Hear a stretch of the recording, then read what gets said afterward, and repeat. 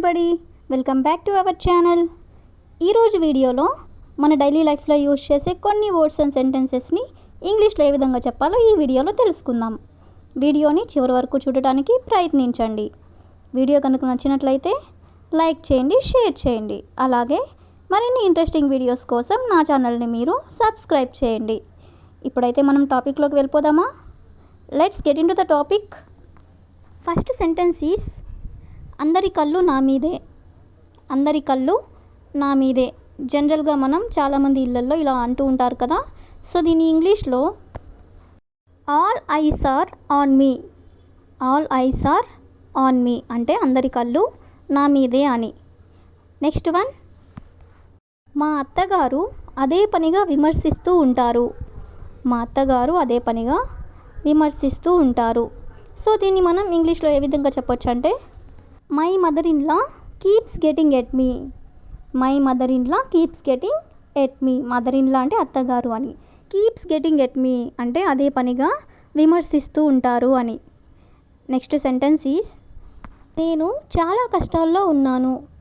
నేను చాలా కష్టాల్లో ఉన్నాను.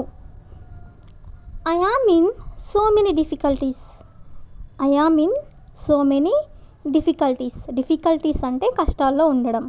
నేను కష్టాల్లో ఉన్నాను అనేదాన్ని I am in so many difficulties. Next one, నా వ్యాపారం నష్టాల్లో ఉంది.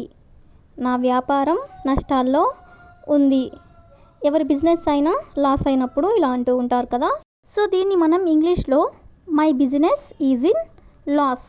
My business is in loss అంటే నా బిజినెస్ లాస్లో ఉంది అని. నెక్స్ట్ వన్, ఏం చేయాలో అర్థం కావడం లేదు. ఏం చేయాలో అర్థం కావడం లేదు. ఇలా కూడా అంటూనే ఉంటారు కదా. సో దీని ఇంగ్లీష్లో I can't understand what to do. I can't understand what to do అంటే ఏం చేయాలో నాకు అర్థం కావడం లేదు అని. నెక్స్ట్ వన్, ఈరోజు ఇంట్లో చాలా పనులున్నాయి. ఈరోజు ఇంట్లో చాలా పనులున్నాయి. జనరల్గా మనకి ఇంట్లో ఉన్నాక ఏవో ఒక పనులు ఉంటూనే ఉంటాయి కదా. సో దీన్ని మనం ఇంగ్లీష్లో today plenty of works are there in the house. Today plenty of works are there in the house అంటే ఇవాళ నాకు ఇంట్లో చాలా పనులు ఉన్నాయి అని. నెక్స్ట్ వన్, అతను పోయిన సంవత్సరం ఉద్యోగం తెచ్చుకోగలిగాడు. అతను పోయిన సంవత్సరం ఉద్యోగం తెచ్చుకోగలిగాడు. ఈ సెంటెన్స్ని మనం ఇంగ్లీష్లో he was able to get job last year. He was able to get job last year అంటే అతను పోయిన సంవత్సరం ఉద్యోగం తెచ్చుకోగలిగాడు అని. నెక్స్ట్ వన్, ఆమె ఇంకా వారితో మాట్లాడడం లేదా. ఆమె ఇంకా వారితో మాట్లాడడం లేదా. ఆమె అన్నాం కాబట్టి హ్యాజ్ అనేది వస్తుంది. మాట్లాడడం లేదా అంటే నెగిటివ్ సెంటెన్స్ కాబట్టి hasn't. Hasn't she talked to them at. Hasn't she talked to them at అంటే ఆమె ఇంకా వారితో మాట్లాడడం లేదా అని. నెక్స్ట్ వన్, నాకు ముందే తెలిసి ఉంటే పార్టీకి వెళ్ళి ఉండేవాడిని కాదు. నాకు ముందే తెలిసి ఉంటే పార్టీకి వెళ్ళి ఉండేవాడిని కాదు.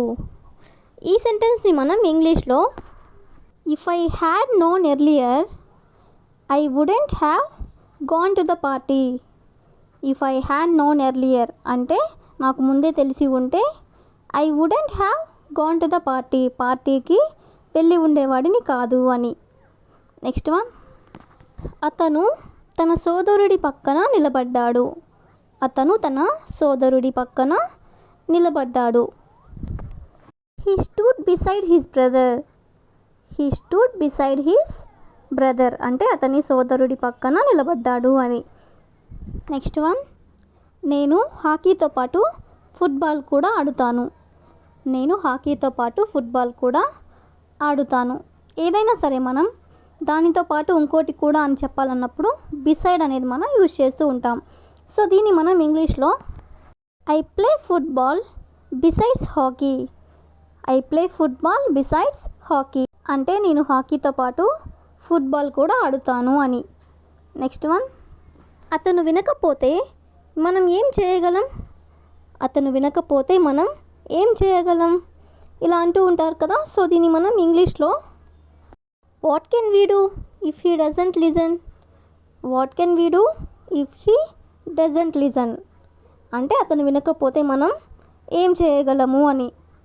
నెక్స్ట్ సెంటెన్స్ ఈజ్ అతను ఏమీ లేని దానికి ఎక్కువ చేస్తున్నాడు, అతను ఏమీ లేని దానికి ఎక్కువ చేస్తున్నాడు. సో ఈ సెంటెన్స్ని మనం ఇంగ్లీష్లో ఏ విధంగా చెప్పొచ్చు అంటే he is doing much out of nothing, he is doing much out of nothing అంటే ఏమీ లేని దానికి అతను ఎక్కువ చేస్తున్నాడు అని. నెక్స్ట్ సెంటెన్స్ ఈజ్ మీ చేతి మీద వాన చినుకులు పడినట్లు నాకు అనిపించింది, మీ చేతి మీద వాన చినుకులు పడినట్లు నాకు అనిపించింది. I felt A drop of rain on your hand, I felt A drop of rain on your hand అంటే మీ చేతి మీద నాకు వాన చినుకు పడినట్లు అనిపించింది అని.